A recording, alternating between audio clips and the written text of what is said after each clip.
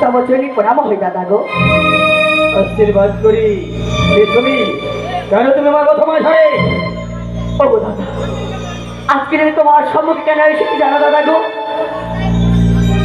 কেন? তারা কি বলো তো দাদা, এই মধ্যে তুমি এত হন্তদন্ত হই কোথা থেকে ছুটে চলে এসেছো?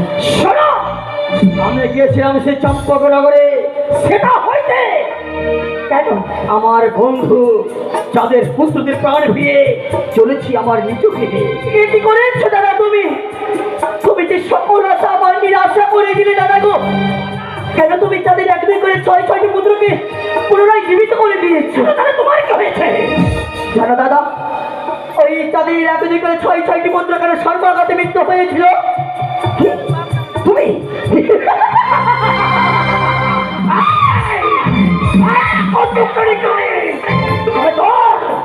তোর চক্রান্তে আমার বন্ধু ছয়টি পুত্র প্রাণে মারা গেছিল। এই ওঝা ধরন্তির বেঁচে থাকলে তোর পরিভাষা কোনদিন পূর্ণ হবে না। তুমিও ভুলে যেও না ওঝা ধরন্তরি, তুমি হও মানব, আমি হই দেবী। আরে দেবী সর্বদা বাণী শোনো। দেবী?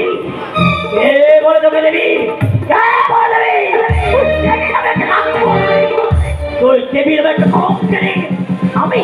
আমি তোকে দেবী বলে কখনোই স্বীকার করি না। আমিও দেখতে চাই তুমি কত বড় উদাহরণী, তোমার কতটুকু শক্তি রয়েছে। আমিও তো পরীক্ষা করতে চাই তোমাকে। তুই জানিস না তুই ওঠা ধরতে এখন চিন্তা পারিস নে আমার কত শক্তিতে পরীক্ষা করতে চাইছিস, তাই না?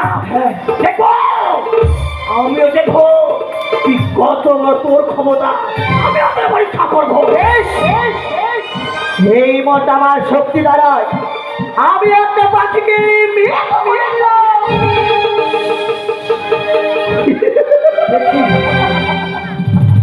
এবার তুমি কি করতে পারো?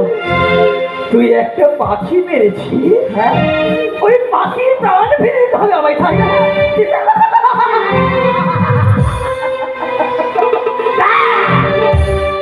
এই বোঝা ধন কি করতে পারে? না, ওই পাখির দেখে মুহূর্তের মধ্যেই ওই পাখি পদে শুধু উড়ে এই স্থান পরিত্যাগ করবে। ও